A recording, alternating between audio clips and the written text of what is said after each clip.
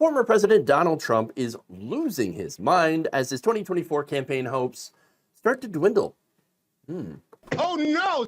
Following the exit of President Joe Biden from the election, the addition of Governor Tim Walz to Kamala Harris's campaign as VP, and the polls starting to turn around for the Democrats, the massive unpopularity of his own running mate, J.D. Vance, as well as Project 2025, Trump has been reduced to writing bad fan fiction. That's right. Taking to his platform, Truth, essential.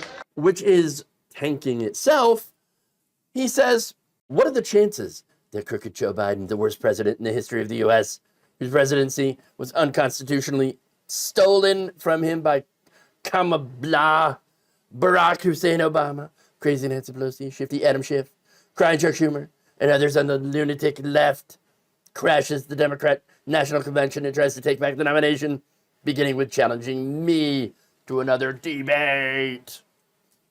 He feels that he made a historically tragic mistake by handing over the U.S. presidency, a coup, to the people in the world he most hates, and he wants it back now. Huh? What? That is unhinged. I do not know what kind of combination of drugs, lack of sleep, or whatever that produced that. I have no clue. All right. Now, first of all, look, Biden is still president for the next 100 days.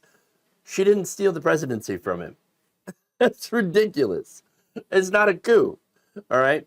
So what happened is, yes, Biden is still president, but he is not running for re-election because he was convinced by Nancy Pelosi and other Democrats that, hey, it would be better for the country if you decided to not run for re-election. Yes, and that includes from Barack Hussein Obama. All right? I mean, of course he had to drop in that. Obama. All right. Now, a coup, however, once again, what happened in the Democratic Party was not a coup. A coup is what almost happened on January 6th. So let's be clear about that. Now, that said, if the so-called lunatic left stole it from Joe Biden, then is Joe Biden not part of the left? Again, nonsensical rambling, right, from Trump. But my favorite part is he's going to crash the nomination, take it back, and then immediately challenge Trump to a debate.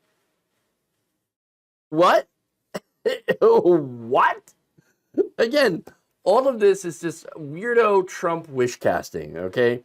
The guy wants so badly to be still running against Joe Biden because when he was running against Biden, he was actually winning. Look, the American people felt that Joe Biden was simply too old, ineffective. Donald Trump seized it, ran on it. And now, oh, would you look at that? The shoe is on the other foot. According to a poll by Morning Consult, half the American people are now saying, oh, you know what? Turns out I think that Donald Trump's too old now. 51% of Americans. That's up from 44%. And the number of people believing the former president is mentally fit has fallen 5 points from 53 to 48%. He now does not have a majority of the public. He has a majority of the public saying he's not mentally fit. Oops. Not surprisingly, Harris's replacement of Biden has also erased the Democratic Party's age problem with the American electorate. That burden is now shifted to Trump, said Eli Yackley, Morning Consult's U.S. political analyst. And Trump, he's not happy about it. Oh, no! I want it back the way it was. I don't like this. I don't like this new election. No, it's not going to happen, though. Sorry, but not sorry. Not only that, but look, there's another problem with Donald Trump, and that's the elitism, okay? Donald Trump is the elite. He's always been an elitist billionaire. J.D. Vance went to Yale, okay, and has basically been funded by tech and Silicon Valley crypto bros. He's not exactly a hillbilly, okay? In fact, the book that he wrote actually makes fun of hillbillies, okay? Harris, for her part, she didn't go to an Ivy League school. Neither did Tim Walz. In fact, Walz is about the most normal Midwestern guy out there, okay? Very average. He doesn't have any stock market investments or anything like that. He just wants to do good things. That's it. He doesn't have any ambitions for the presidency or anything like that. He's just like, I don't know, I got into politics. I love how the reason that he started running for Congress, by the way, he was teaching a class, and some of his students were not allowed to go into a George W. Bush rally because one of them had a Kerry, I think a Kerry shirt or a Kerry sticker, and they were, oh, you can't come in. It's George W. Bush rally. You can't come in. And the guy's like, what is this? This is garbage. I'm going to run for office. All right, cool. Again, most normal guy. So not only that, but he doesn't have any stock market investments or anything. His disclosures, both from his final year in Congress and his time as Minnesota governor, show no mutual funds, bonds, private equities, or any other securities. He receives no book deals, speaking fees, or crypto or racehorse interests. He doesn't even have real estate.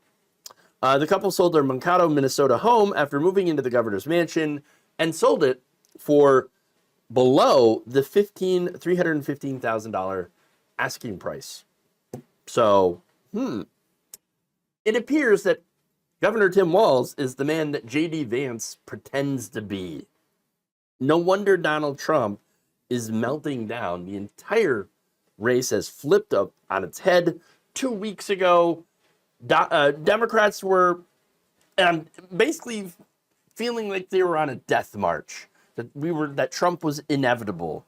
And now, here we are, 2008 levels of just excitement and energy. I've never seen such a turnaround. It's absolutely amazing. Is it enough to beat Donald Trump? I don't entirely know. But it is amazing. And it's also terrible for Donald Trump's mental health. In fact, conservative and former Bulwark editor-in-chief Charlie Sykes asked this. Can we just say it? The guy's effing nuts. The Nation's Elie Mystal added, the dude wanted to run against Biden so badly that he is now producing fanfic. Former MSNBC host Mehdi Hassan added this. We make so much fun of Trump and his insane posts that we all just gloss over his open bigotry. He manages to be both Islamophobic by pointing out Hussein and anti-Semitic by shifty Adam Schiff. And at the same time, we all just ignore it. There are no penalties for Trump from the liberal media. So look, that's an important point. I mean, you could sit there and point out all the times that he says these horrible things. He's not going to stop doing it. So there is no actual punishment, and not just from the media, but there's just no punishment for him at all. In fact, that actually his racism and bigotry got him elevated to office in the first place. That's a much, much bigger problem. Now, NBC News senior Capitol Hill correspondent Garrett Hawk wrote, I'm genuinely baffled by this truth post from Trump just now, which feels like the kind of thing that would have drawn a lot of attention were he still on the X/Twitter, but now is largely shrugged off as a random conspiracy, as if it's seen off that platform at all. George Conway writes, a question for some of the people around Trump, including Eric, Don Jr., and Chris Lavasita. Are you guys going to get this guy the help he so obviously needs, or are you just there to cash his checks? I think we know the answer to that question. The Daily Beast columnist, Wajahat Ali, says, again, every single pundit and reporter who said Trump was a changed man after he survived an assassination, please resign. Just leave this profession. Many of you are wealthy or have access to wealth. Go do something else. You are not made for this moment. Ouch. I mean, how many times, by the way, have we seen Donald Trump's changed man, or even during his presidency, when we heard, this is the moment Donald Trump became president. What? Or, he's going to grow into the job. No, he's not. No, and he never did. Matthew Bartlett, a Republican strategist, former Trump State Department appointee, even told Politico, quote, this is what you would call a public nervous breakdown. This is a guy who cut through the Republican primary like a knife through butter. This is a guy who pummeled a semi-conscious president in a debate and literally out of a race. And now this is a guy who cannot come to grips with a competitive presidential race that would require discipline and effective messaging. And we're seeing a candidate and a campaign absolutely melt down. Look, I got to say that nails it. All right. And as for Trump having discipline, he's never going to have discipline. He's never going to have no effective message, because those two things, are absolutely anathema to his previous campaign strategies. And, of course, who he is as a person. Thank you for watching. If you enjoyed this video, please like, share, subscribe, hit the bell icon in order to get notified whenever a new video is released. And if you want to support independent, progressive media through this difficult time where it seems like everybody is shutting down, you can become a member on our YouTube page, you can become a subscriber on Facebook, or you can go to my Patreon. It's patreon.com/Jeff Waldorf. Thank you.